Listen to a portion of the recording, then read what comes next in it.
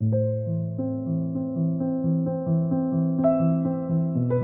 of the Quiet, Episode 4, Living Child Adjacent. There is a phrase many parents use when they try to describe life after estrangement. They say they feel child adjacent.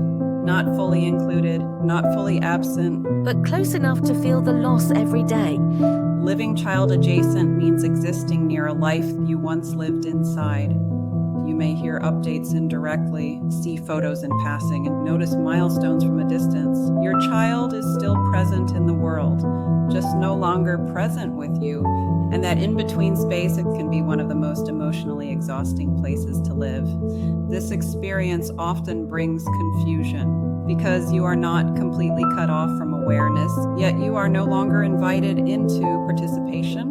You are close enough to care deeply, but far enough to feel excluded. And the nervous system doesn't always know how to settle in a space like that. And many parents describe this as a constant low-level ache, not always sharp, not always overwhelming, but persistent. It shows up in small moments. When you instinctively reach for your phone, when a familiar date approaches, when you imagine how something might have been shared. Living child adjacent can also bring a quiet sense of displacement. You may feel unsure of your role. Are you still a parent in the way you once understood it? Are you expected to remain available but unseen? Are you supposed to wait or move forward or do both? These questions rarely have clear answers, and that uncertainty can slowly erode a sense of stability. One of the hardest parts of this experience is how invisible it can feel. To the outside world, nothing obvious appears wrong. There is no public marker of loss, no formal acknowledgement of the change. So parents often learn to carry this quietly, functioning on the surface while navigating emotional disorientation underneath. It's important to name something gently here.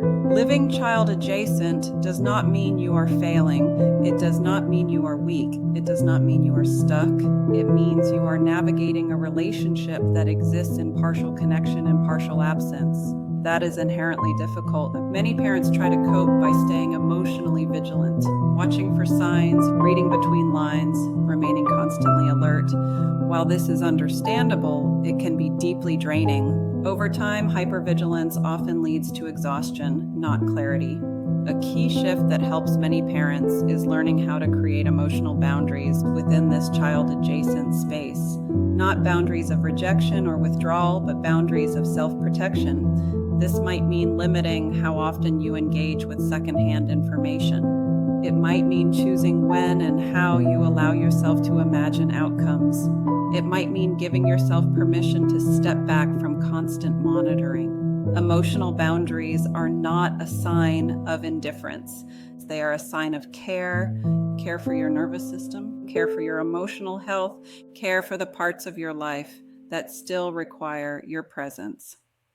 Another quiet grief of living child adjacent is the loss of shared meaning.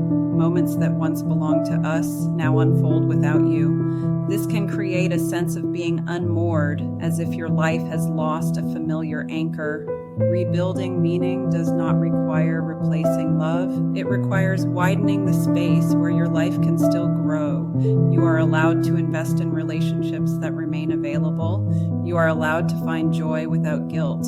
You are allowed to build a life that is not paused indefinitely. This does not diminish your love. It sustains you. Living child adjacent is not a permanent identity. It is a season, sometimes long, sometimes unpredictable, but it does not define the entirety of who you are. You are still a full person, still deserving of connection, still worthy of a life that feels meaningful.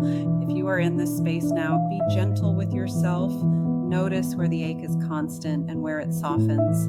Notice what drains you and what restores you, and allow yourself to adjust without judgment as you learn how to live here. In the next episode, we'll talk about another quiet loss that often lives inside this space. The heartbreak of not being able to be a grandparent in the way you once imagined. Until then, remember this: you are not invisible because you are distant. You are not less because you are adjacent. You are still here, and your life still matters, fully, deeply, and now. If you like this content, Please like and subscribe to Depth of the Quiet and tell me your story in the comments section below. This could help other parents that are feeling like they are traveling this road all alone. We all need support during this difficult time. Start a discussion or ask a question. Also, if you like this video, you may like the book The Quiet Between Us by Latina Sidorov, available in paperback and Kindle version from Amazon.com. Thank you for watching this video.